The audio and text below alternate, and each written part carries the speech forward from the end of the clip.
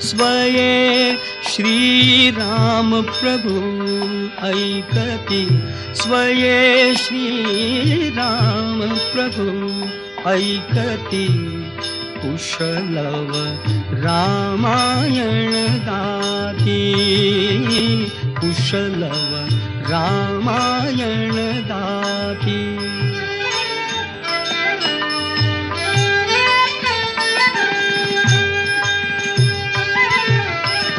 कुमार दोघे एक वयाचे, सजीव पुतळे रघुरायांचे।